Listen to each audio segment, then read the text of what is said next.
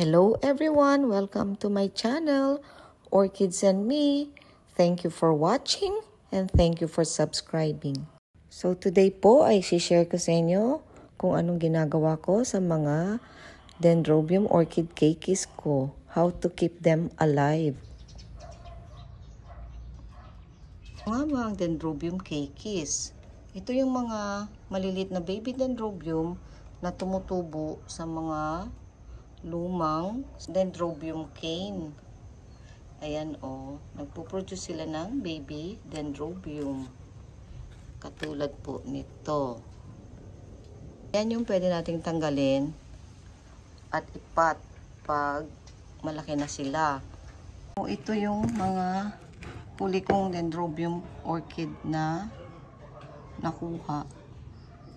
Wala akong time kasi nga umalis ako, nilagay ko lang sila dito. So, hindi lahat sila nabuhay. Ito, namatay. And then, ito rin. Pero ito medyo may tikas-tikas pa dito. Hindi ko alam kung may tutubo pang ugat. Out of 5, 3 lang ang nabuhay. Kaya hirap nila talagang buhayin. So, ginagawa ko, nilagay ko lang sila dyan. May butas yan. Nagdidilig ako, dinidiligan ko sila. Pag nag-fertilize ako, fina-fertilize ko rin sila. So, ito, tingnan nyo po. May tumubo ng mga ugat. So, ang initial na plano ko talaga sa kanila ay ilagay sila sa ganito. So, ito, minsan, yan, nabali ko lang. Mahaba siya. Then, tatali ko siya sa ganyan. Pag ganon. Pwedeng pa ganyan. Para yung ugat niya pumasok doon.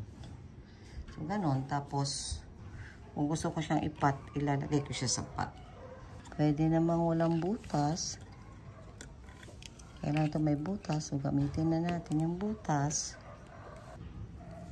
So, hindi lahat ng Dendrobium keiki nabubuhay. Ang hirap nilang buhayin.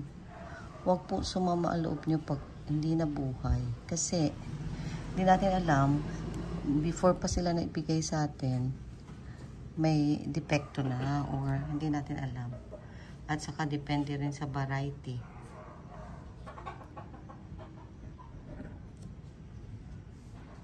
Pwede yung tayo lang muna yan dyan, ganyan. Pwede ko rin ipaso yan.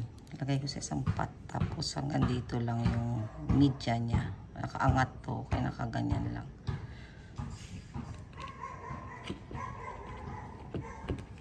Then, itong isa, yan po. Kasi minsan, bawat pagtanggal nila, di ba may open wound? So, hindi naman yun nasisil or baka hindi natuyo pa yung open wound pagdating sa atin.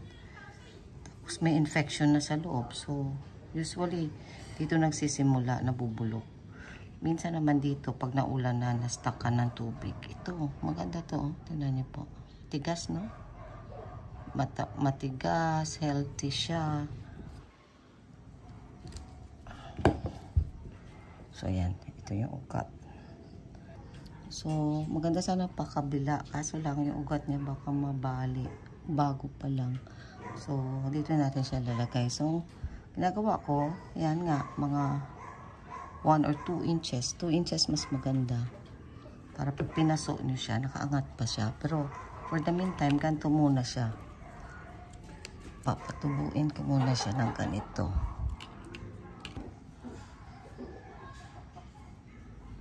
Aluminum wire po to.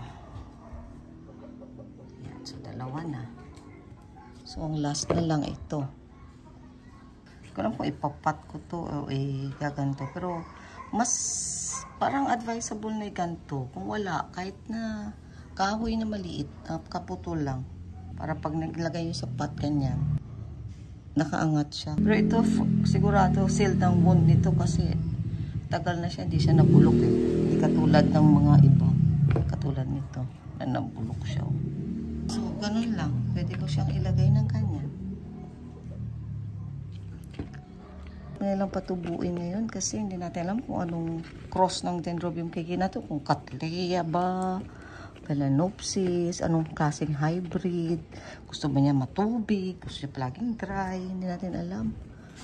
Hindi na sila yung typical na pag-aalaga ng Dendrobium dati na madali silang buhayin. Kikita natin dito, kasi dalawa siya. So, yung growth niya, ito yung bago, diba? So, pwede natin iganyan. Tumubo papunta dito. Ganon din, mag-iwan ako ng 1 or 2 inches sa baba.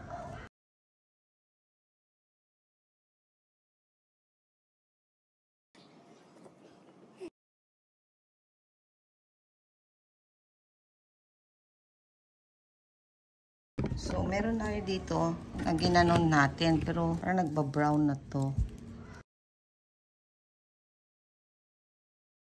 Anong gagawin natin dito? Kasi kung hindi natin to gawa ng paraan, aakyat ng aakyat yung pagkabulok hanggang sa maubos na lang to. So, putulin natin to. So, ginawa ko, pinutol ko hanggang dito kasi nung pinutol ko hanggang dyan parang merong brown pa rin. Pinutol nyo siya, yung talagang green lahat. So ito yung karugtong niya, oh. So pinutol ko hanggang sa ito lang ang natira. Kasi brown yan eh. Meron kayong hydrogen peroxide 3% or 10 volumes, pwede yung i-dip doon. Kung cinnamon, pwede nyo lagyan. Kung wala, pabayaan nyo lang. Kita nyo po habang tumatagal, nagkakaroon siya ng parang white. So, nagsisil siya ng kusa sa wound niya. Pero huwag nyo siyang babasain.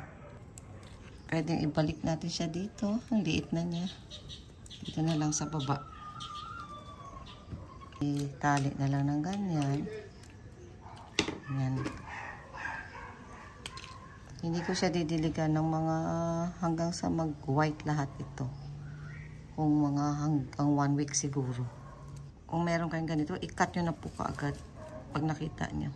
Para marami pang matirang green. Ito yung pinutol ko. So, meron pa siya dyan. Meron pa siya doon. Meron pa, ayan. Ito yung huling putol ko. Ayan o, meron pa siya. So, kung naputol ko siya sana kaagad, baka mahaba, ganito pa kahaba. Kasi matigas pa to eh. Oh. Pero hindi ibig sabihin pag matigas, hindi siya infected. Kasi nga, meron siya dyan. Oh. Yan yung last. Ayan po, matigas pa sila lahat. Kaso lang, infected na. Yun po ang pwede nyong gawin sa mga Dendrobium cakeis nyo. Na, i-check nyo po. Para kahit mapano, ma-save nyo. Ito, hindi natin sure kung mabubuhay, pero baka sakali, sayang. So, ito, dito muna sila. Or kung may paso kayo, pwede nyo ring ipat. Pero nakaangat po dapat yung parang pinaka-base. Lipas pong ilang araw, ito na yung tinali natin. Tingnan nyo po yung pinagkatan. Diba? Nag-heal siya ng kusa. So, hindi natin sure kung mabubuhay to o hindi. Magpo-produce siya ng maliit na Dendrobium o Dendrobium keiki. Pa ako dito na isang napakalaking Dendrobium keiki na binigay sa akin. So, nabulok. Hindi ko siya naagapan. So, ito na lang ang natira. So, ganun din ang ginawa ko. Kinat ko at tinali. So, ito, nag-produce siya ng baby Dendrobiums or Dendrobium keiki. So, ito na yung dati. So, may chance na mag-produce siya ng Dendrobium keiki. Pero, hindi ko 100% sure. Hanggat may chance na mabuhay, ay ginagawan ko sila ng paraan na mabuhay. Pag wala na talagang pag-asa, tsaka ko na lang tatapon. Katulad ng ginawa natin kanina, mga 2 inches yan. So, tapos pinat ko na siya. So, ayan. Mukhang mas okay, di ba? Mas stable. Tingnan niyo po yung mga roots. Masaya sila. Osmocote po ito. Check niyo po yung video ko tungkol sa paggamit ng Osmocote Plus. So, ayan. So, for sure, mabubuhay na ito. Ganun po. Pag pinat niyo po, angat po yung base para mas okay. At saka pansin nyo po, medyo kalahati lang yung media para may chance pa akong magdagdag ng ibang media. Tulad nito, baka dagdagan ko po ito ng pine bark or charcoal. Itong iba na to, may pine bark na at charcoal. Parang mas, ano na siya, stable na. Tsaka parang mas mabilis. Yung isa kong dendrobium na ganun ang ginawa ko. Nakaangat yung cane niya sa media. Nakatali siyang ganyan. Yan, fertilizer po ito. Yung Osmocote. Tingnan niyo po yung video ko ng Osmocote. Yan po. Nag-produce siya ng flower. Lagay ko po yung picture ng flower niya. Meron ako doon, no? Tinali ko lang rin. May active root tips na yan. Pero tingnan niyo po. Nag-bloom siya.